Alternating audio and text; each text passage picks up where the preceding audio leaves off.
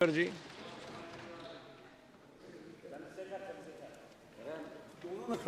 इनको ही बुलवा दो, पहले बुलवा दो। आपका बोलना क्या? बोले ना, बोले। बेनीवाल जी अच्छा, बेनीवाल कल कहोगे तोड़ दिया भाईचारा बोलने के चक्कर में। सभापति जी, सदन में आज भारतीय वायुयान विधेयक 2024 पर चर्चा हो रही है।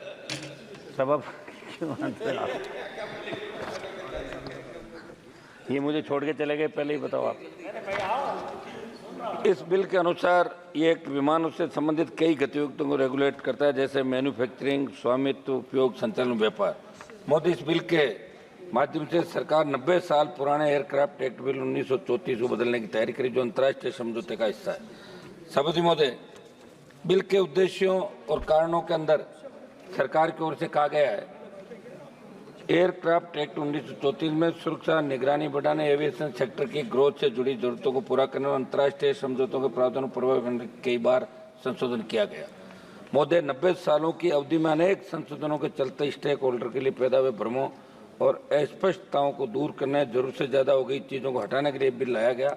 ऐसा सरकार के मेरा आपसे आपके माध्यम से मंत्री जी से मैं पूछना चाहता हूँ, क्या बदलाव तो कर रहे हो, अच्छी बात है, लेकिन आपने एविएशन सेक्टर में विशेषकर जिस तरह निजी कंपनियों का दखल बढ़ाया है, हवाई अड्डों का निजीकरण किया, उससे लगता है कि आप अंग्रेजों के समय से प्रभावी कानून में बदलाव तो कर रहे हैं, लेकिन अंग्रेजों की व्यवस्था में बदलाव नहीं करना चाहते। आप बदलाव करें, ये हमारी मांग है। मंत्री जी, वायुयान विभाग से संबंधित परेशानियां कई प्रकार की हो सकती है, जो उद्योग के विभिन्न पहलुओं को प्रभावित करती है। वायुयान की सुरक्षा सबसे महत्वपूर्ण चिंता है। तकनीकी खराबियां, मेंटेनेंस में कमी और पायलट की त्रुटियां गंभीर दुर्घटनाओं का कारण बन सकती है। वायुयान निर्माण और रखरखाव की लागत बहुत अधिक होती है। इसके अलावा ईंधन की कीमतों में वृद्धि और आर्थिक मंदी के दौरान यात्री संख्या में कमी भी वित्तीय संकट पैदा कर सकती है।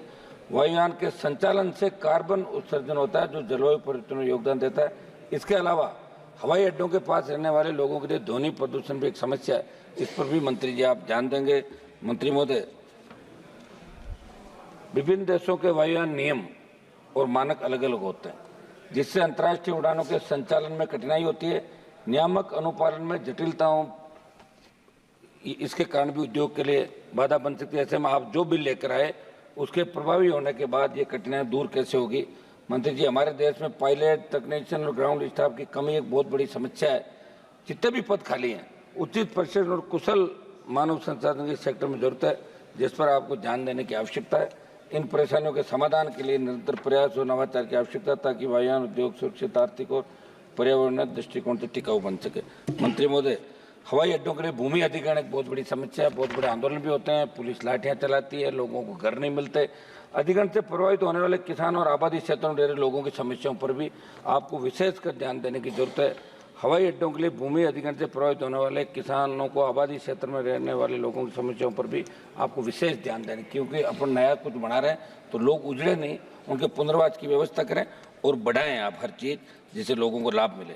मंत्री जी, एयरलाइंस जिन रूटों पर सबसे ज़्यादा फ्लाइट्स का ऑपरेशन कर रही है, वहाँ हवाई टिकट के दाम बेतहाशा बढ़ रहे हैं। न्यूनतम और अधिकतम हवाई किराए में बहुत ज़्यादा फर्क है। ऐसे में यात्रियों को इस कारण बहुत ज़्यादा परेशानी का सामना करना पड़ता है। विशेषकर छुट्टियों और त्यौहार के समय एयरलाइंस कंपनियां मन मर्जी से किराया बढ़ा देती है। इस पर भी लगाम लगाने की आवश्यकता है। मंत्री जी, एविएशन सेक्टर की बात हो रही है, मैं आपके माध्यम से मंत्री जी को बताना चाहूँगा कि एलायंस एयर सरकारी कंपनी है, उसके टॉप मैनेजमेंट के कार्यालय की स्थिति का तो आप संज्ञान लें। किस तरह मनमर्जी की जा रही, तनख्वाह बढ़ाई जा रही, जो ड्यूटी नहीं आ रहा उसको भी तनख्वाह दी जा रही। पूरे मामले की विस्तृत शिकायत आपके कार्यालय में ईमेल से कुछ लोगों ने भेजी भी थी, लेकिन आपने शायद ध्यान नहीं दिया और सरकार ने इस एयरलाइंस के कुछ विमानों को ठीक करवाने के बजट भी दे दिया है। बावजूद इसके उन्हें ठीक नहीं करवाया जा रहा। आप इस विषय पर गंभीरता से ध्यान दें। ये समय पे चलती नहीं, एक घंटा 1.5 घंटा देरी कर देती है। तो इस दिशा के अंदर आपको ध्यान, नौजवान है, निश्चित रूप से हमारी बातों को लिखेंगे और इन पर आप कागज तो वो चलाओ, पेन तो अच्छा हो गई आपका ना।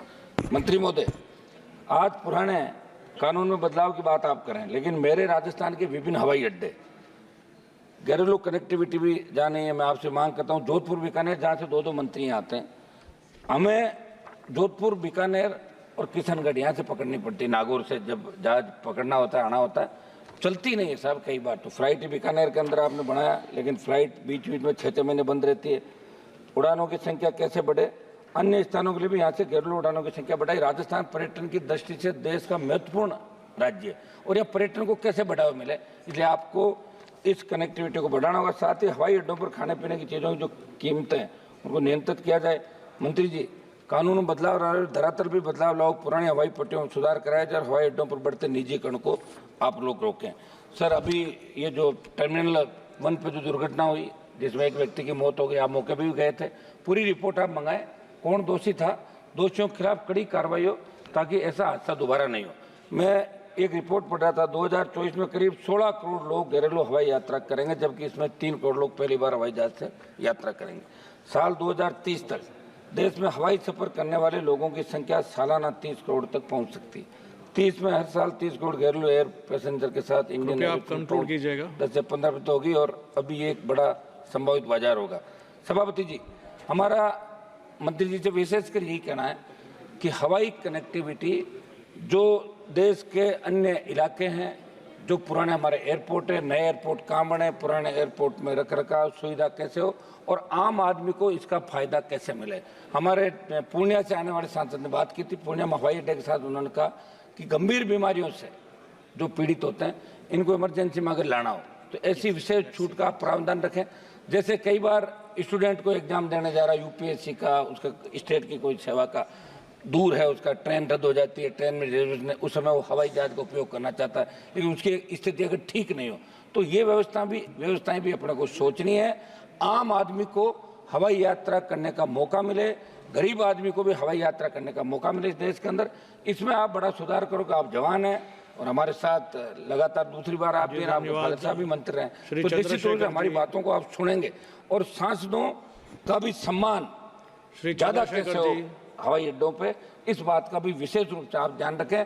आम आदमी जो सिक्योरिटी को लेकर कई बार शिकायत आती है कि आम आदमी परेशान, आम आदमी को हवाई अड्डों पे किया जाता है, तो ये सारा आपस में सामने से बिठा के और इस हमारी जो हवाई जहाज से जो इस वर्ल्ड के अंदर जो हमारी हिंदुस्तान की हवाई सेवा है वो बेहतर कैसे बने, आम आदमी को इसका फायदा मिले।